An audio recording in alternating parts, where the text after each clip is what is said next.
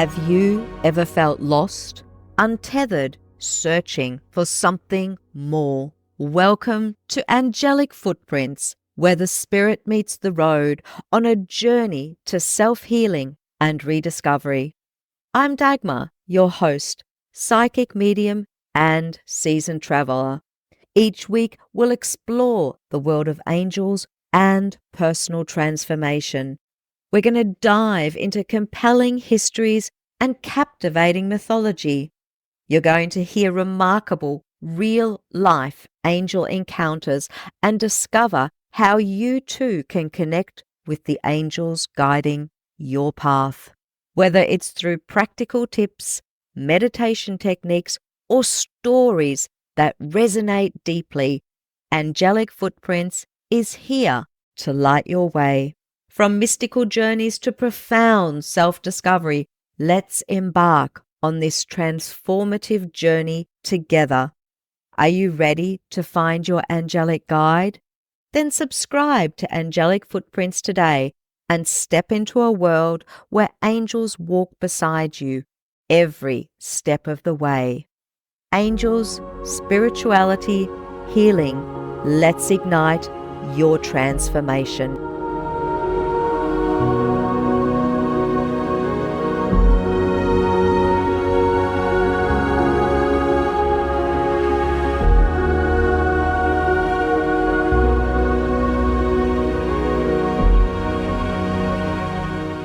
Hello and welcome everybody to today's episode of Angelic Footprints. Today I have another special guest here to talk about angelic experiences so that you, our listeners, can get to hear someone else who's had experiences that are relatable, experience that she will share with you. Her name is Barbara Gauthier, and she grew up knowing that she had a brother who had died at birth.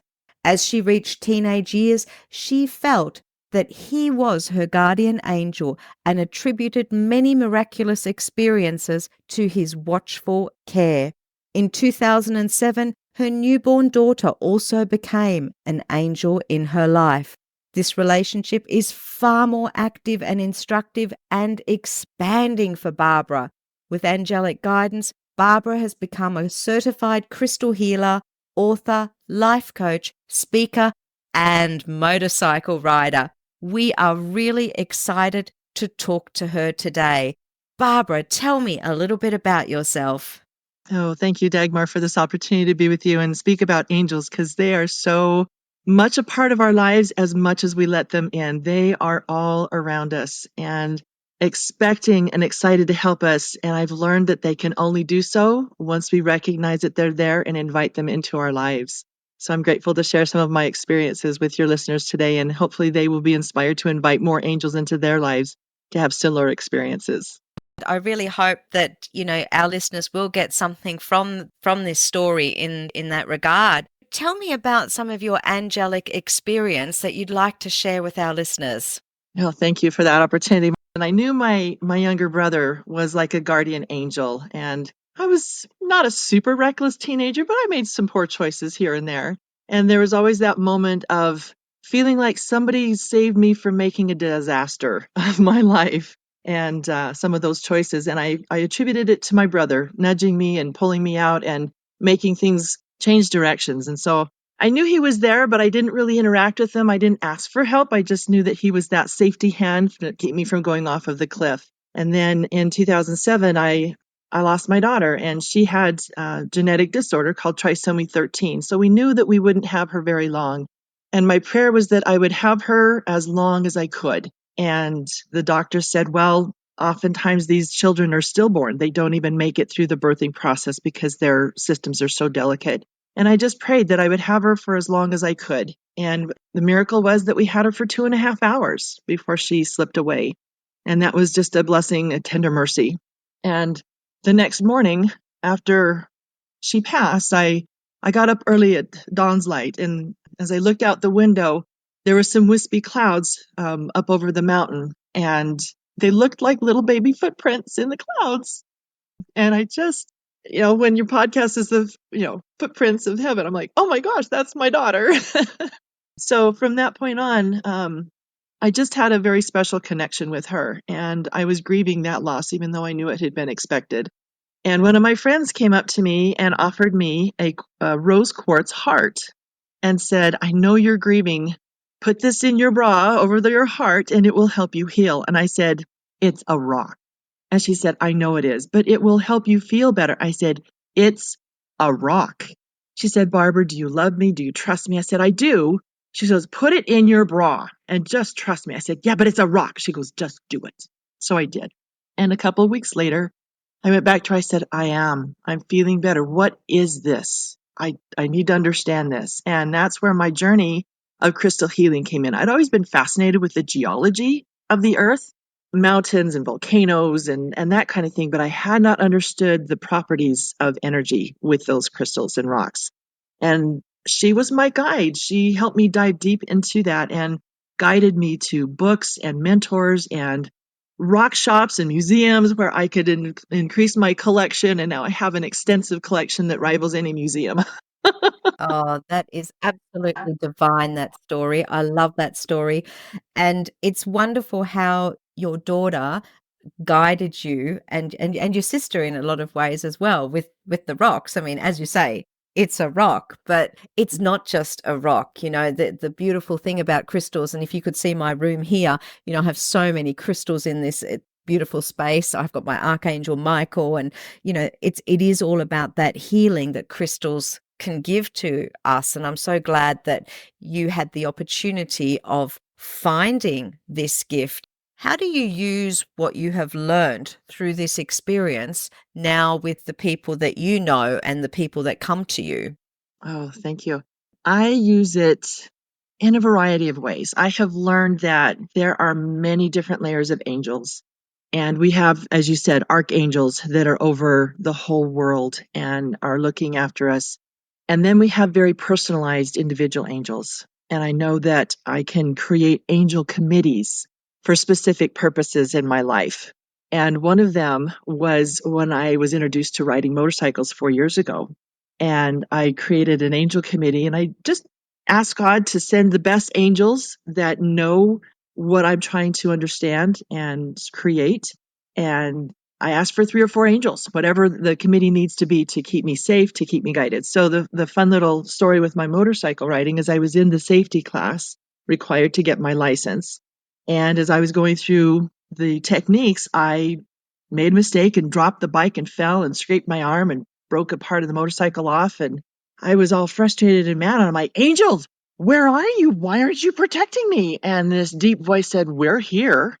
This is part of your training. And I went, Oh, okay. Well, and I didn't ask their names before times. Sometimes I asked their names and I didn't ask. I said, well, who? And I got really cocky. I'm like, well, who are you to be telling me that this is all part of my training? He goes, I'm Evil Knievel. Now, growing up, he had been one of my heroes in motorcycle riding with his daring, death defying leaps. And he crashed more than he succeeded, oftentimes, it felt like. And I was like, oh, he goes, you need to know how it feels to fall so that you know you can get back up. isn't that interesting? Yes. So that was a very, very powerful lesson from the very beginning. It says it's not about not falling, it's about knowing how to get back up. I thought that was just very powerful. It is, absolutely. And I think my ex before my husband, he had a bike. He had a Yamaha R1. Great being on the back of the bike. And I, like you, learnt how to ride a bike. And it's a great experience. But my ex always said, when you're riding a bike, it's not a case of if you're going to fall, it's a case of when you are going to fall, because there will be that time. And I think your lesson is so profound, teaching you that, oh, well, you got to learn how to get back up. But if we think about it, it's so deep. It's like a metaphor for other things as well, isn't it? Because whenever we try something, doesn't mean that we're automatically going to be successful, but we have to learn how to get up. So that's a really, really powerful lesson on so many levels that you've invoked there. Yep, it is. Another experience with angels and my motorcycles is I have a friend that set me on to riding long distance rides for certificates. And the requirement is that you ride 1,000 miles in less than 24 hours. And it's pretty Brutal. grueling, pretty hardcore there. And so I got really excited to do one of those right away. And I was not prepared, but I was more excited than worried about it. So I took off on this long distance ride shortly after I got my license and got my bike.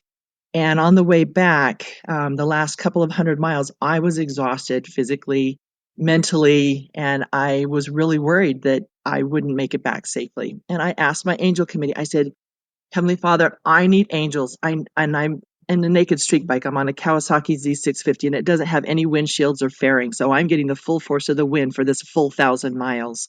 And my shoulders hurt and I couldn't breathe. And it was dark and it was getting cold and I just needed to make it home.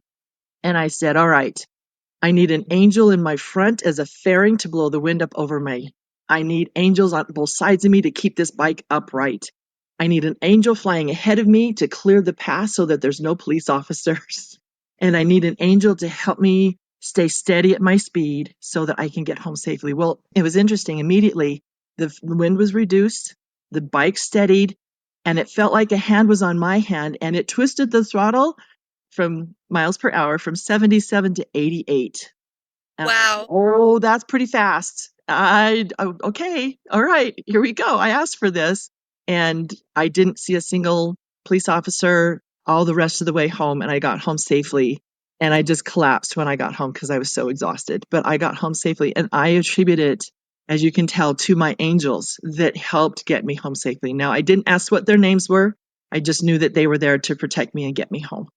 Barbara, thank you so much for sharing that story. I love that you've brought in your angel committee whenever you're needing some help. And I think that is such a powerful technique. You know, all you've done is ask. And I've had other guests where we've talked about this power of asking, but you've just taken that to another level. It's not, well, we'll just ask for an angel to help. No, I'm going to ask for a committee to help. So thank you. Thank you for sharing that, because it's such a beautiful thing that we can take away from speaking with you and remembering to ask our committee that, you know, whatever the situation is, as for you with whether the bike or something else, that we can ask for an angel committee. And as you've just shared with us, you know, instantly you got that help that you needed. And I so love that. And I'm very grateful that you were able to share that story with us today. Thank you ever so much.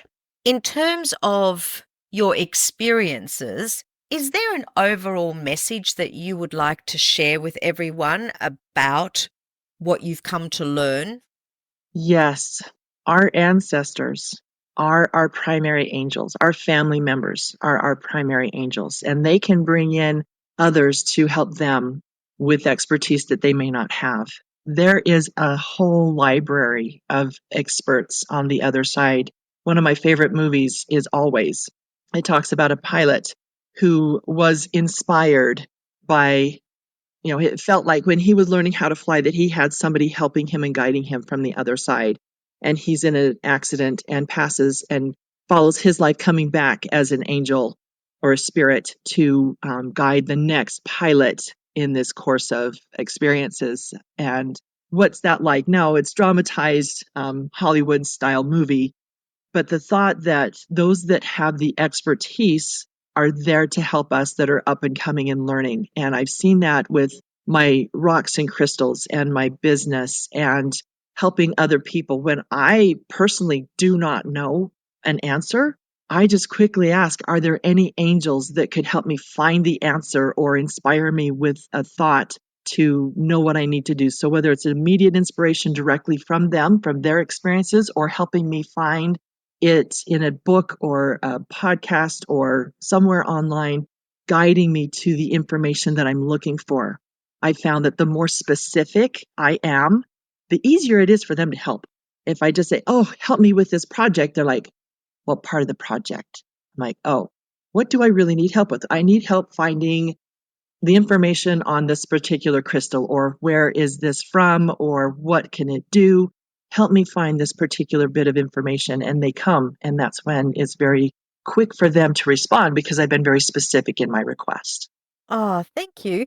That's absolutely true as well, though, isn't it? It's almost like an employer-employee situation when you're taking someone through an idea and you have to give them specific instructions. Well, what do you need help with? Okay, let's be specific about this. Wonderful. Thank you. Thank you so much, Barbara. You mentioned about being a crystal healer. How can people, if they feel a deep urge to want to connect with you and maybe do some work with you, how can they connect with you? That's a great question. So before COVID, I had a full studio in my home that I would invite people into. And then I learned that I could do it remotely. So I do have access to Zoom where I'm able to do some energy work. And I found that it doesn't have to be in person. I love doing in person work, but I can also do it virtually. And I took down my Calendarly. So I should have put it back up. So right now, the best way to reach out to me would be through Facebook Messenger, Barbara Gauthier on Facebook, and just messenger me there. And I also have Barbara at wiseowlcg.com that you can send me an email, and then we can set up a time to work together. Oh, beautiful. Thank you.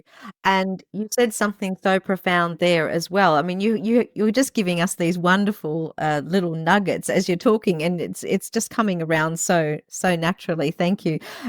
It's absolutely right. You know, when you're working with angels, and if you're working even with spirit as a medium myself, you know, it is that beautiful energy that it's everywhere around us. You don't have to be in person. I mean, look at us having this conversation over the many miles. You know, you're in the US, I'm in the UK, and that's exactly the same. I think people sometimes forget that we're all ethereal beings, so we can connect on that other plane of existence. We don't have to be in the same space as each other. In some ways, you know, even being in connection with that Zoom call, you are being in the same space because we are connected. Would you agree?